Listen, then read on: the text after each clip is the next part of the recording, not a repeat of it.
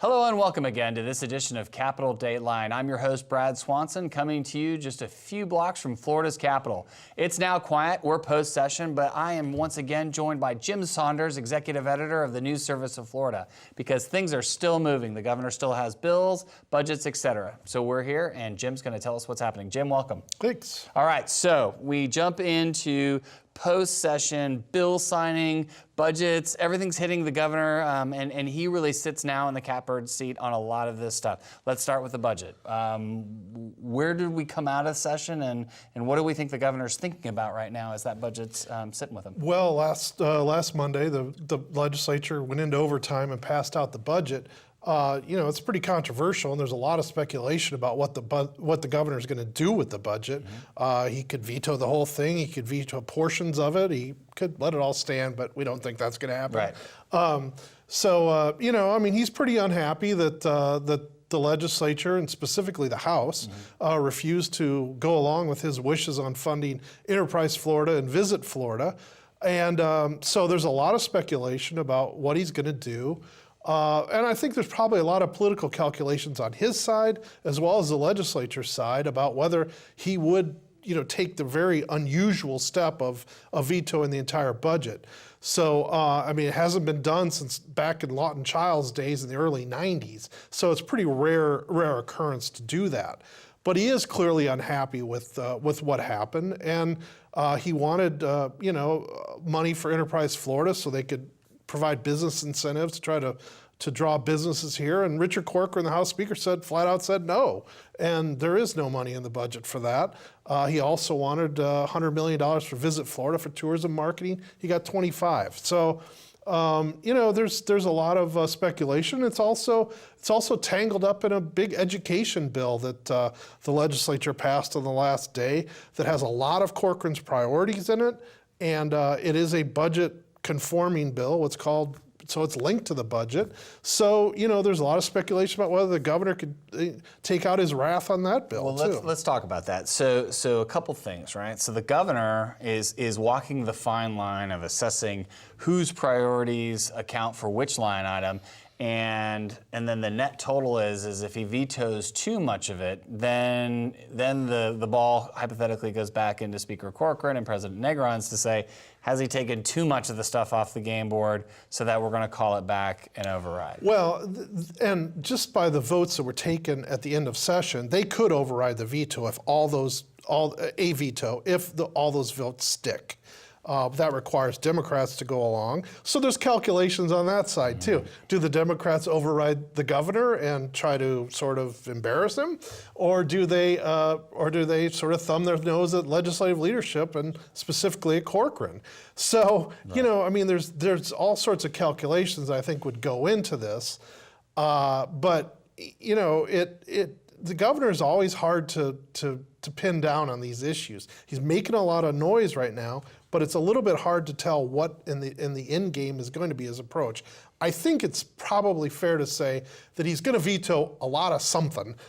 Now, whether he would veto the entire budget and whether it would be enough vetoes to bring the legislature back to try to override his vetoes, again, it's a little bit hard to tell, and it depends on what he vetoes. And how long does the governor have to take this action? Well, he hasn't even received the budget yet. Okay. The legislature's holding the budget. Again, I hate to talk about speculation all the time, but the legislature can hold the budget for a while.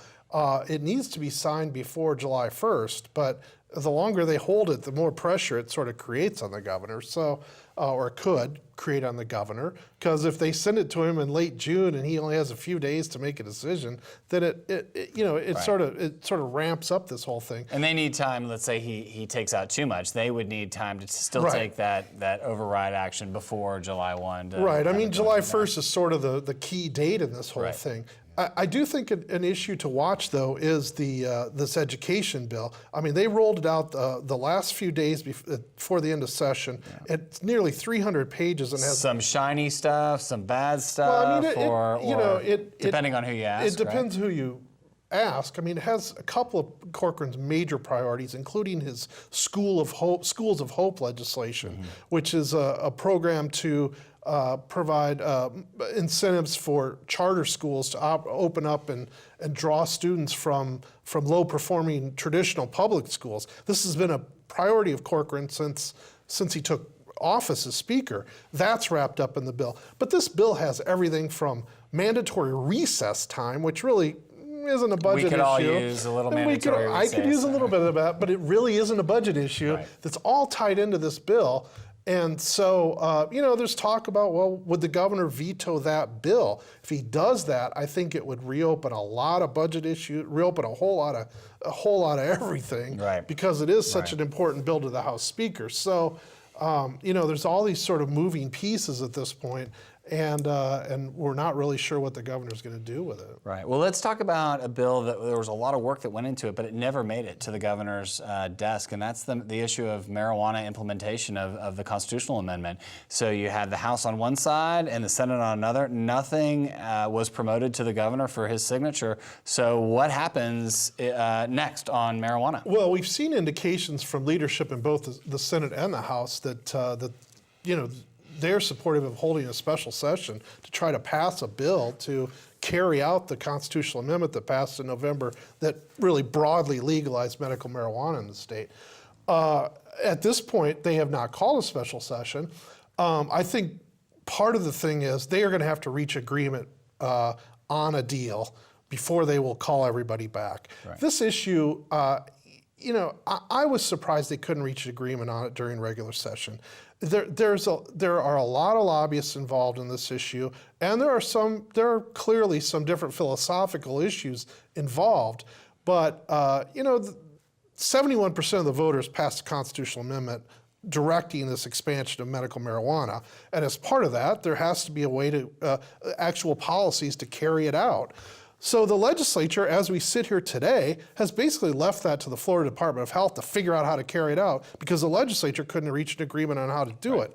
And there's been much more limited medical marijuana laws since 2014, and the Department of Health has had a lot of problems in terms of carrying those out. Right. There's been a lot of legal challenges, a lot of questions about the actions the department has taken, and I think the idea was that the legislature would come in, pass laws to carry it out, and then the department could go forth and do it.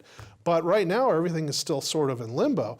So, again, there's talk. I think the legislative leadership realizes this is one we should have gotten done, and they could come back. But they also don't want to come back up here in the summertime and be bickering about the details of this bill. So they need to work it out ahead of time. At the end of the session, the biggest sticking point appeared to be that there was an issue about how many retail outlets, for lack of a better word, the marijuana licensees could operate. Should they be able to operate where, however many they want, or a more limited amount? So that seemed to be the major sticking point. The House was for a far more open-ended number that they would be able to operate, whereas the Senate wanted to restrict it. And they couldn't come to agreement on that in the end. I mean, there are other issues out there related to this. I mean, there's issues about whether medical marijuana should be allowed to be smoked. The legislature has, pretty much both houses have said they don't want to, but John Morgan, the Orlando trial lawyer who largely bankrolled this constitutional amendment, is threatening to sue already if they put a restriction on smoking medical marijuana. So there are other issues out there. But I do think that they're probably going to come back at some point, resolve this, because if it winds up at the Department of Health to implement, it's going to be more complicated than even it is now. Well, session is definitely an expensive process, and I know both the House and the Senate and the governor's office also weigh the costs of pulling everyone back to Tallahassee. Well, and the other thing I think probably would be wise to wait for if your legislative leadership is to figure out what's going on with the budget. I mean, you don't want to bring people back repeatedly if you don't have to. Right. But Right. Well, okay. So let's switch from the elected leadership and the laws to a little bit inside baseball. The governor's chief of staff has just announced that she's leaving, and then there's a couple contenders in the mix. So what does this mean for the governor's office and his management, if you will, of the agencies and the government? Yeah, Kim McDougal, who's been his chief of staff for the last year, announced this week that she was resigning. I think it caught a lot of people off guard. McDougal has been a career administrator in state government. I mean, she worked for Governor Bush's administration on education, especially on education issues. She's also held a number of positions with Governor Scott. So she resigned announced that she's leaving as chief of staff on July 1st. So, I think it caught a lot of people off guard. We talked to, one of our reporters, Derek Ham, talked to Bill Galvano, the next Senate president, who said, we didn't know this was coming. So that's a pretty good indication. It was kept relatively close to the vest and that this was happening. As you said, there's names being floated around. One is Jackie Schutz, who's been the governor's communications director over the past few years, but also has worked in his administration since I think day one, that she may be a possibility. Part of the dynamic there are a couple dynamics going on. One is the governor's had a pretty rough legislative session. He hasn't really got what he's wanted.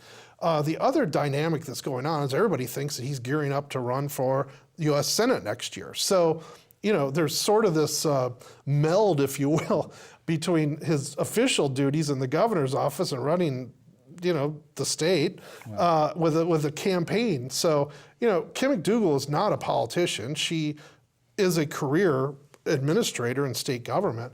Will they look for somebody who can be a bit more of the political role than she just naturally would be? So, they haven't made any announcements as to who's going to succeed her, and they do have a little bit of time. Yeah, well, I think in addition to Jackie, we've got Brad Piepenbrink, Deputy Chief of Staff as well, who started out literally staffing the governor as the body man role, if you will, traveling the state. So both of those team members on the governor's team, I mean, from all appearances, look like nobody knows the governor better. Well, I think he is. Prizes loyalty. I think he doesn't want people to. He likes people who don't go outside the lines too much. Right. I think they've probably proven themselves to him. I know Jackie has because we deal with her a lot. Right. To be in those communications positions for him as long as she has been, that she has to be loyal to him. Absolutely. All right. Well, we'll stay tuned to see what happens there. I know there's a lot of other appointments in state agencies that the chief of staff typically has a lot of influence on, and those are in the wings. So let's move out of the Capitol and let's go to the campaign front. We've had Commissioner Putnam declare for governor last week. You've got Denise Grimsley, Senator Grimsley, who's there for ag. You've got Matt Caldwell, who's declared for the ag commissioner as well.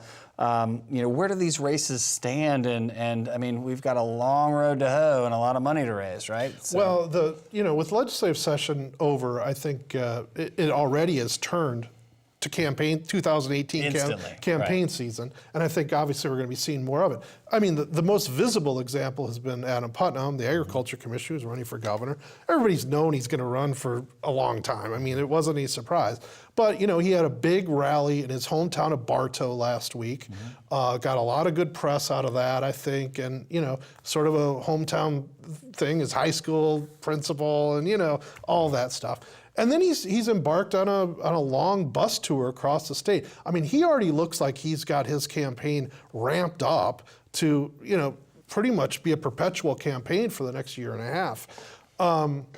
We don't know whether he's going to face a strong primary challenge. I mean, there's a lot of talk about whether Richard Corcoran, the House Speaker, will run for governor. There's been a lot of talk about whether Jack Latvala, the Senate Appropriations Chair, might run. There's also could be someone we're not thinking about at this point, who, especially in this era when Donald Trump, Rick Scott, sort of somebody with a lot of money, self-funders can come in and make an impact. We're seeing activity on the Democratic side, too. I mean, Gwen Graham was down in Miami a couple weeks ago to formally announce her campaign. Former congresswoman. She also has a lot of deep political roots in the state. I mean, her dad, Bob Graham, is one of the most respected and loved Democratic politicians in modern times. Andrew Gillum is the Tallahassee mayor, is getting around the state a lot. Right. So, and you might have Mayor Levine from... Mayor Levine is traveling the state as well from Miami Beach. Chris King, Winter Park businessman, he's already put more than $1 million of his own money into his campaign. So he's not real well known, but he's obviously got a bankroll. Right. So, and I think we've seen that people with money can make some noise in some of these races. And you're already seeing the race, the competitiveness in that Democratic field start to come out. Andrew Gillum, Mayor Gillum, lobbied a communication at Gwen Graham saying that her money came from her previous campaigns, and if you counted it all up, so that kind of intensity is already there on the Democratic side right now. Well, and we're starting to see these cabinet races, take shape too, as you alluded to. Senator Denise Grimsley and Representative Matt Caldwell are both, have already gotten moving on their Agriculture Commission race. Caldwell this week was down in his neck of the woods down in Lee County and had a formal announcement, but he's raised hundreds of thousands of dollars for a political committee that sort of was setting the stage for his candidacy. So it wasn't any big surprise that he's running. But that's an interesting, at least at this point, those are the two main Republican candidates in that race.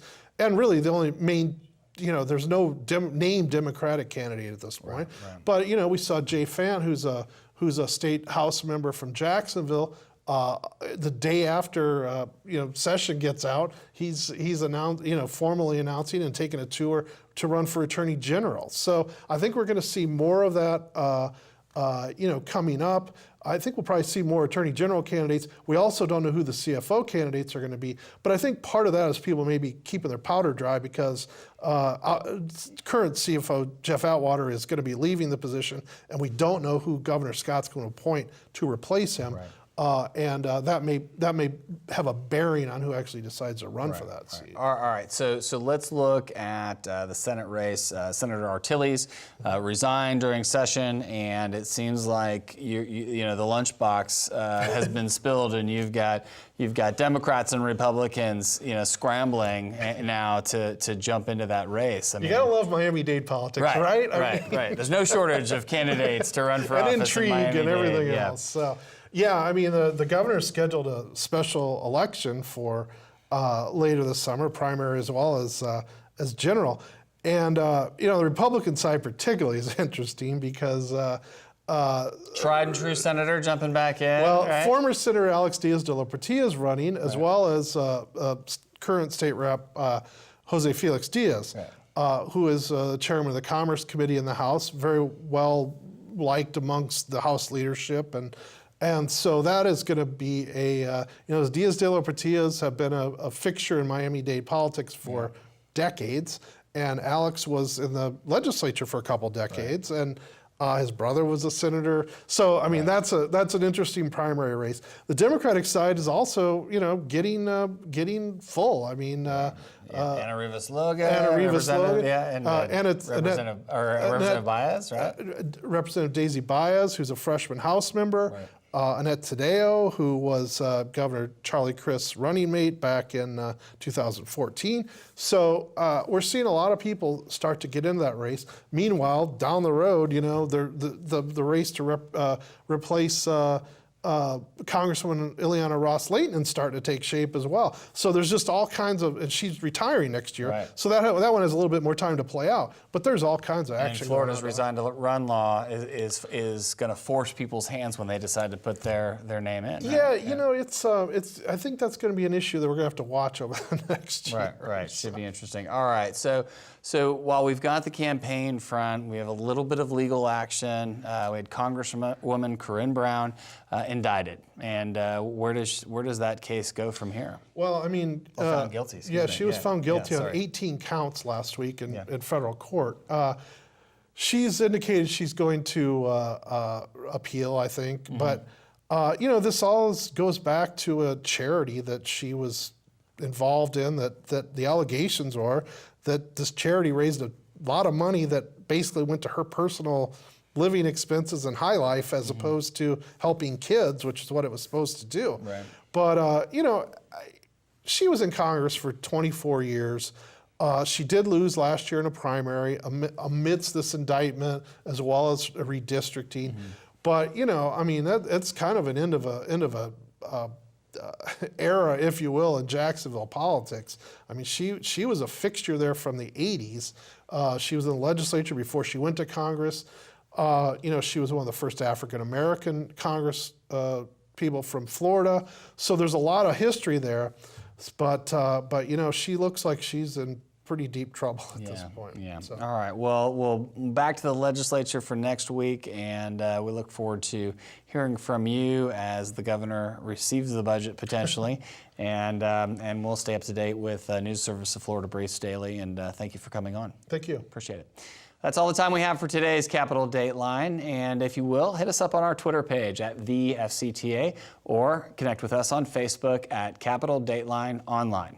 Thank you very much for tuning in.